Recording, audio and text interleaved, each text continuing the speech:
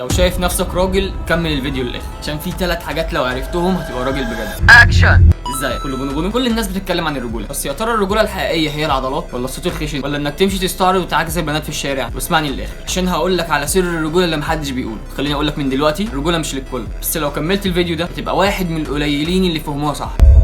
الناس فاكره ان الرجوله انك تتخانق، تتكلم بصوت عالي او تمشي متعصب طول الوقت، بس دي تصرفات ولد صغير بيحاول يثبت نفسه. الراجل الحقيقي مش بيحاول يثبت، عشان هو واثق فعلا في نفسه. الرجوله هي انك تتحمل مسؤوليه كلامك، افعالك وقراراتك، وتبقى سند للي حواليك مش حمل عليهم. الراجل لما يقول كلمه ينفذها مش بيتهرب. رجوله انك مش تتحكم في غيرك، رجوله انك تتحكم في نفسك. الناس بتستهين بالراجل الهادي، بس الحقيقه اكتر الرجاله رجوله هم الهاديين. عارف ليه؟ عشان هم متصالحين مع نفسهم، مش محتاجين يصرخوا عشان يسمعهم الناس. الراجل بيحترم الست والطفل والكبير، حتى اللي بيختلف معاه. مفيش رجوله في قله ادب. رجوله هي انك تحترم اللي قدامك حتى لو مش عاجبك. عايز السر؟ رجوله مش حاجه بتتولد بيها، رجوله قرار. كل يوم تصحى وتقرر تبقى راجل بافعالك، تصرفاتك، طريقتك مع الناس، وكل يوم قدامك فرصه انك تكون راجل حقيقي ومجرد نسخه من رجاله كتير بتتمشى في الشارع. لو عجبتك الرساله شير الفيديو مع شخص فاكر ان الرجوله صوت عالي. سيب لي في الكومنتات انت شايف ايه اكتر صفه بتخلي الواحد راجل بجد. عايز اشوف رايك. بس كده.